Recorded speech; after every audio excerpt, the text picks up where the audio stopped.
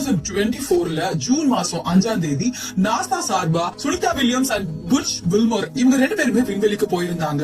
ஆனா போனவங்க அங்க டெக்னிக்கல் இஷ்யூ காரணமா விண்வெளி மையத்திலேயே கிட்டத்தட்ட 9 மாசமா தங்குற மாதிரியான சூழல் அமைஞ்சிடுச்சு. ஆக்சுவலா இவங்களோட பிளான் என்னன்னா 10 டேஸ் அங்க போயிட்டு ஆராய்ச்சி பண்ணிட்டு திரும்பி வரணும் அப்படின்னு நினைச்சிட்டு தான் இவங்க கிளம்பி போனாங்க. ஆனா இவங்க போன ஸ்டெர்லைனர் விண்கலத்துல டெக்னிக்கல் இஷ்யூ ஏற்பட்டதுனால 2 பேராலையுமே பூமிக்கு வர முடியாம போயிடுச்சு. லாஸ்ட் செப்டம்பர் 7ஆம் தேதி ஸ்டெர்லைனர் விண்கலம் ஆட்கள் யாருமே இல்லாம வெறுமையா தான் திரும்பி வந்துச்சு. இவங்க 2 பேரையுமே திரும்பி கூட்டிட்டு வரதுக்காக எலான் மஸ்கோட சொந்த நிறுவனமான பால்கன்ல இருந்து 9 ராக்கெட்ல விண்வெளி வீரர்கள் 4 பேர் கிளம்பி போயிருக்காங்க. சோ இந்த ஏற்பாடு பண்ணி கொடுத்த எலான் மஸ்குக்கும் அதிபர் டிரம்புக்கும் நன்றியை தெரிவிச்சிருக்காங்க Sunita Williams and Butch Wilmore. So இவங்க கிட்டத்தட்ட 9 மாசம் ஸ்பேஸ்ல இருந்ததுனால அவங்க உடம்புல நிறைய பாதிப்புகள் வரதுக்கு வாய்ப்புகள் இருக்கு. குறிப்பா பாத்தீங்கன்னா ஸ்பேஸ்ல கிராவிட்டி போர்ஸ் இல்லாததுனால, அதாவது புவியீர்ப்பு விசை இல்லாததுனால மனிதர்களோட எலும்புல அடர்த்தி குறையும் அப்படின்னு சொல்றாங்க.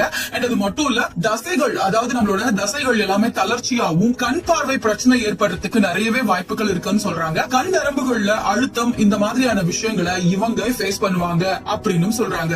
ஆனா இந்த மாதிரியான விஷயங்கள்லாம் பூமிக்கு வந்து செட்டில் ஆகிறதுக்கு கொஞ்ச நாட்கள் ஆகும். மறுபடியும் அவங்க பழையபடி அவங்களோட வேலைகளை செய்யலாம் அப்படின்னு ஆராய்ச்சியாளர்கள் தெரிவிச்சிருக்காங்க. அண்ட் இவ்வளவு பிரச்சனைகளையும் தாங்கிக்கிட்ட சுனிதா வில்லியம்ஸ்க்கு ஒரு நல்ல விஷயம் என்ன அப்படின்னு பாத்தீங்கன்னா, கிட்டத்தட்ட 9 மாசம் அவங்க விண்வெளியில தங்கி இருந்ததுனால அதிக நாட்கள் விண்வெளியில தங்கி இருந்த முதல் பெண்மணி அப்படின்ற பெருமையை சுனிதா வில்லியம்ஸ் பெற்றிருக்காங்க.